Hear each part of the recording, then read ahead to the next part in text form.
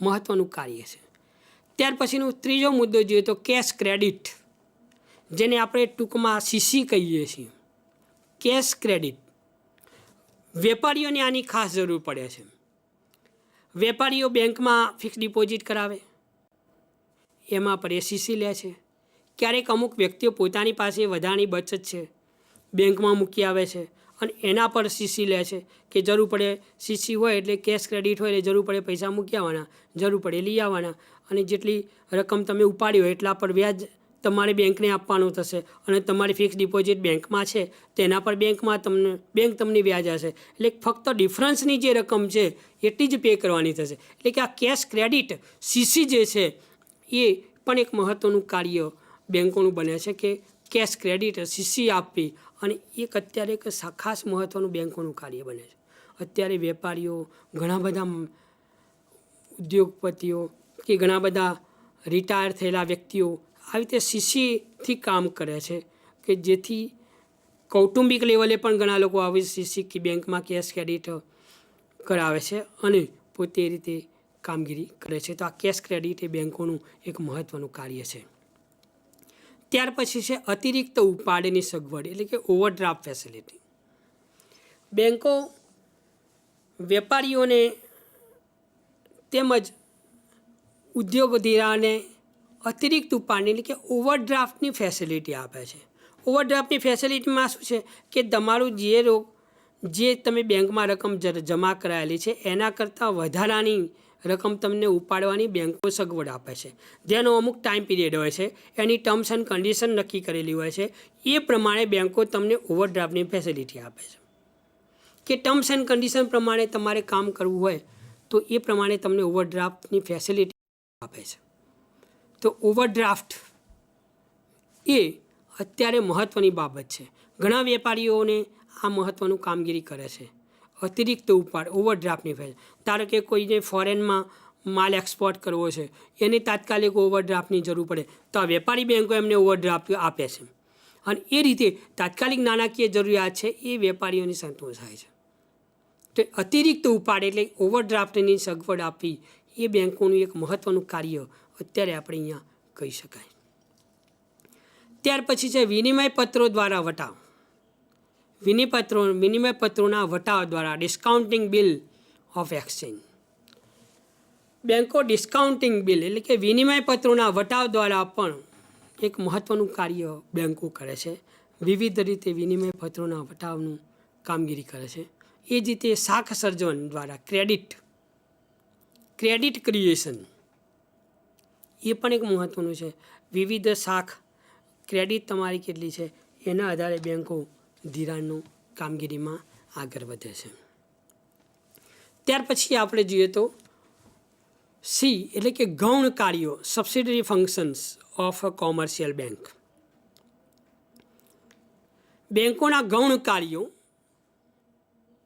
વિનિમયના એમાં જોઈએ તો વિનિમયના માધ્યમ પૂરા પાડવાનું કાર્ય વિનિમયના માધ્યમ પૂરા પાડે છે। વિનિમયના માધ્યમ તરીકે બેંક કામ કરે છે વેપારી બેંક। બીજું આપણે જોઈએ તો ગ્રાહકના એજન્ટ તરીકેના કાર્ય વેપારી બેંકો અત્યારે ગ્રાહકના એજન્ટ તરીકે વર્તે છે। ગ્રાહક વતીથી એનું વીમા પ્રીમિયમ ચૂકવી દેવું, લાઇટ બિલ ભરી દેવું, વિવિધ બિલોની ચૂકવણી કરવી, પ્રીમિયમની ચૂકવણી કરવી, ઇન્કમ ટેક્સની ચૂકવણી કરવી, એટલે કે આ બધી બાબતોમાં ગ્રાહકના એજન્ટ તરીકે વેપારી બેંકો કામગીરી કરે છે। એજન્ટ તરીકેનું કાર્ય છે।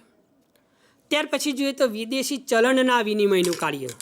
વિદેશી ચલણ વિદેશી હુંડિયામણના સંદર્ભમાં વાત છે। ફોરેન એક્સચેન્જના સંદર્ભમાં પણ વેપારી બેંકોનું એક મહત્ત્વનું કાર્ય છે। ભારતનો વેપારી દાખલા તરીકે અમેરિકા, જાપાન, જર્મની વિવિધ દેશો સાથે વેપાર કરે છે તો એ સમયે વિદેશી ચલણના વિનિમયની જરૂર પડે છે અને એ સમયે આ જે વેપારી બેંકો છે એ આ કાર્ય કરે છે અને એને સગવડ આપે છે। તો વિદેશી ચલણના વિનિમયનું કાર્ય વિદેશી ચલણમાં તમે જુઓ તો રૂપિયાને ડોલરના ભાવમાં, રૂપિયાને પાઉન્ડના ભાવમાં ક્યારેય વધઘટ થતી તમને જોવા મળે છે। તો એ વધઘટને ધ્યાનમાં રાખીને વિવિધ બેંકો વેપારી બેંકો આ કામ કરે છે। કે જે તે દિવસે આ ચલણની શું મૂલ્ય હતું એ મૂલ્ય પ્રમાણે ગણતરી કરીને તમને એ અહીંયા મહત્ત્વની કામગીરી કરી આપે છે. ત્યાર પછી જોઈએ તો સેફ ડિપોઝિટ વોલ્ટની સગવડ. બેન્કો સેફ ડિપોઝિટ વોલ્ટ આપે છે. અત્યારે તમે જોઈએ તો આપણે જે જગ્યાએ રહીએ છીએ એ જગ્યાએ ઘણા બધું આપણને જોખમ લાગતું હોય કે આપણે ઘરે હોઈએ ના હોઈએ, મહત્ત્વના દસ્તાવેજો છે, જેમ્સ એન્ડ જ્વેલરી હોય, ગોલ્ડ જ્વેલરી, પ્લેટિનમ, તો આવું બધું ઘરમાં રાખવું અત્યારે જોખમકારક છે. તો બેન્કો શું કરે છે કે સેફ ડિપોઝિટ વોલ્ટની સગવડો એમના ગ્રાહકોને આપે છે. એક લોકર આપે છે અને વિવિધ વ્યક્તિઓ પોતાની જરૂરિયાત પ્રમાણે લોકર ખરીદે છે. એ લોકરની સામે બેન્કો વર્ષે ભાડું વસૂલ કરે છે અને જે ગ્રાહક છે એ સેફ ડિપોઝિટ વોલ્ટમાં એની વસ્તુ કે એનું જે કોઈ એને મહત્ત્વનો દસ્તાવેજ છે, જ્વેલરી છે વગેરે મૂકે છે. તો આ રીતે સેફ ડિપોઝિટ વોલ્ટની પણ વેપારી બેન્કો તમને સગવડ આપે છે ગ્રાહકોને. તો આ એક મહત્ત્વનું કાર્ય બને છે ગૌણ કાર્ય તરીકે સેફ ડિપોઝિટ વોલ્ટની સગવડ આપવી. અને અત્યારના આધુનિક જમાનામાં આ જે કાર્ય છે એનો મહત્તમ લાભ બધી પબ્લિક અત્યારે લઈ રહી છે. આ એક મહત્ત્વની બાબત છે. ત્યાર પછી આપણે જોઈએ તો ઇન્કમ ટેક્સ સલાહકાર, ઇન્કમ ટેક્સ કન્સલ્ટન્ટ તરીકેનું કાર્ય છે. બેંક ઇન્કમ ટેક્સ કન્સલ્ટન્ટ તરીકે તમને વિવિધ કન્સલ્ટન્સી સર્વિસીસ આપે છે, વિવિધ બાબતમાં સલાહો આપે છે. TDS, તમે બેંકમાં ડિપોઝિટ મૂકી છે, અમુકથી વધારે વ્યાજ જશે તો તમારે TDS કપાવવો પડશે. દર 3 મહિને 6 મહિને વેપારીઓએ બેંકમાં ચલણથી ટેક્સ ભરવાનો થતો હોય છે તો એ પણ એમને પે કરવો પડશે. ઇન્કમ ટેક્સ ડિપાર્ટમેન્ટની જાહેરાત આવે છે કે pay tax and gate relax.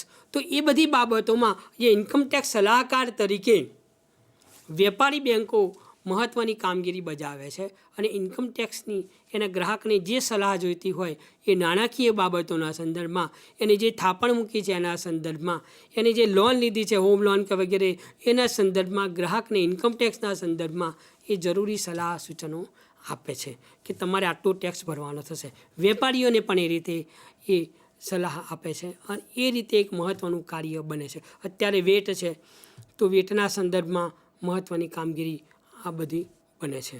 તો એ રીતે આ બધા ગૌણ કાર્યો છે. ત્યાર પછી અન્ય કાર્યો આપણે જોઈએ વેપારી બેન્કોના, તો ટ્રાવેલિંગ ચેક. ટ્રાવેલિંગ ચેક એક મહત્ત્વની બાબત બની. કોઈ વ્યક્તિને અહીંથી કલકત્તા જવું છે કે કન્યાકુમારી જવું છે તો એને પૈસાની જોખમ લેવું નથી, તો બેન્કો એમને ટ્રાવેલિંગ ચેકની સગવડ કરી આપે છે. અહીંથી તમને ટ્રાવેલિંગ ચેક કાઢી આપે, તમે જે તે જગ્યાએ જે સ્થળ પર પહોંચો ત્યાં જઈને તમે એ ચેક એ બેંકમાં જઈને તમે પૈસા મેળવી શકો છો. ટ્રાવેલિંગ એટલે કે તમને જોખમ પણ ના રહે કે મારા પૈસા ચોરી થઈ જશે કે કંઈ પણ બનશે તો અમે શું કરીશું. આવી જે ગ્રાહકને જોખમની જે લાગણી છે એ અહીંયા દૂર થાય છે કે ટ્રાવેલિંગ ચેક આપે છે. પછી લેટર ઓફ ક્રેડિટની સગવડ આપે છે. આ ઇમ્પોર્ટ એક્સપોર્ટના સંદર્ભમાં મહત્ત્વનું કાર્ય છે લેટર ઓફ ક્રેડિટ. તો એ પણ એક મહત્ત્વની કામગીરીના સંદર્ભમાં લેટર ઓફ ક્રેડિટ અહીંયા મહત્ત્વની બનશે. ત્યાર પછી અંડરરાઇટિંગ પણ એ જ રીતે મહત્ત્વનું બને છે કે બેંક ગેરંટી આપે છે. ફોરેન સાથે તમે કામગીરી કરતા હો કે કોઈ બેંક સાથે કે કોઈ મોટા વેપારી સાથે તમે કામગીરી કરો છો તો એવા સંદર્ભે બેંક તમને અંડરરાઇટિંગ એટલે કે ગેરંટી આપવાનું કાર્ય કરે છે કે આ વ્યક્તિ તમને પૈસા ચૂપ્યા આપે. બંને વચ્ચે ગેરંટર તરીકે અંડરરાઇટિંગની કામગીરી કરે છે. સિક્યુરિટી, કલેક્શન ઓફ સ્ટેટિસ્ટિક, વિવિધ પ્રકારના આંકડાકીય માહિતી તમને બેન્કોમાંથી મળી શકે કે આ વિભાગમાં અથવા તો આ જે તે ગામ કે શહેર કે મેટ્રો સિટીમાં કેટલા વ્યક્તિઓએ વિવિધ પ્રકારની લોન લીધી છે. આવું વિવિધ સ્ટેટિસ્ટિક્સ તમને બેંકમાંથી મળી રહેશે. દાખલે કે હોમ લોન કેટલાય લીધી છે, વેપારને લગતી કેટલાય લોન લીધી છે, સ્વરોજગાર માટે કેટલાય લોન લીધી છે. તો આવું બધું તમને સ્ટેટિસ્ટિક્સની એક આખી ગણતરી તમને મળશે કે ગઈ સાલ આટલા લોકોએ આ લોન લીધી હતી, આ વર્ષે આટલા લોકોએ થઈ છે, તો વધઘટ થઈ છે, ઘટી છે તો કેમ, વધી છે તો કેમ. આવું બધું સ્ટેટિસ્ટિકલ ગણતરી કરીને ભવિષ્યમાં તમે પોલિસી બનાવવી હોય, કોઈ મહત્ત્વના ડોક્યુમેન્ટની બાબતમાં ગવર્મેન્ટ પોલિસી નક્કી કરીને આગળ વધવા માગતી હોય તો એ બધી બાબતોમાં બેંકનું સ્ટેટિસ્ટિક જે છે એ તમારા માટે અહીંયા મહત્ત્વનું બનશે. તો બેન્કિંગ વિવિધ પ્રકારનું સ્ટેટિસ્ટિક પૂરું પાડે છે. તદુપરાંત આપણે જોઈએ તો અત્યારે હાલની સગવડો જે છે બેંક આપે છે આધુનિક સમયમાં, એમાં આપણે જોઈએ તો ATMની સગવડ છે, ઓટોમેટિક ટેલર મશીન, એટીએમ 24 કલાક તમે જ્યારે પણ ઈચ્છા હોય ત્યારે તમે પૈસા ઉપાડી શકો છો. તદુપરાંત ક્રેડિટ કાર્ડની સગવડ આપે છે. તો એ પણ એ છે. ઈ બેન્કિંગ તમે કરી શકો છો. એમ બેંક એટલે કે મોબાઈલ બેન્કિંગની બાબત છે, એ પણ તમે કામ કરો છો. ઓનલાઈન તમે સર્વિસીસ ઘણી બધી આપે છે. ઓનલાઈન તમે મોબાઈલ પર તમે બિલ ચૂકવી આપો, પેમેન્ટ કરી આપો છો અને ફંડ ટ્રાન્સફર થઈ જાય છે. તો આ બધી જે કામગીરી છે એ મોબાઈલ દ્વારા પણ થાય છે. એટલે કે આ બધી આધુનિક જમાનાની ટેકનોલોજીને ધ્યાનમાં રાખીને વિવિધ પ્રકારની સગવડો અહીંયા બેન્કો આપે છે. તો આ બધા તદુપરાંત અન્ય પણ ઘણી બધી સગવડો બેન્કો તમને આપે છે. ડીડી કાર્ય આપે છે, ડિમાન્ડ ડ્રાફ્ટ. તો આ રીતે અનેક પ્રકારના કાર્યો જે છે એ બધા વેપારી બેન્કો અહીંયા કરે છે. તો અહીંયા આપણે જે મહત્ત્વના કાર્ય જોયા એમાં સૌપ્રથમ આપણે જોયું કે નાણાકીય ધિરાણ મેળવવાનું કાર્ય, ધિરાણ મેળવવું, ધિરાણ આપવું, પછી ગૌણ કાર્યો અને અન્ય કાર્યો. આ 4 મહત્ત્વના કાર્યો આપણે અહીંયા જોયા. તો આટલી જે બાબતો છે એ વેપારી બેન્કોને લગતી બાબતો હતી. હવે આપણે જોઈએ મિત્રો, તો વેપારી બેન્કો એ સારામાં સારું કાર્ય કર્યું. એ જે કાર્ય અત્યારે હાલ થઈ રહ્યું છે એ આપણે ધ્યાનમાં રાખીએ છીએ. હવે જ્યારે આપણે આઝાદી મળી ત્યાર પછી બેન્કિંગ ક્ષેત્રમાં ધીમે ધીમે વિકાસ થયો નાણાકીય જરૂરિયાતો પ્રમાણે. દરેક અલગ અલગ બેન્કો સ્વતંત્ર રીતે કામ કરતી હતી.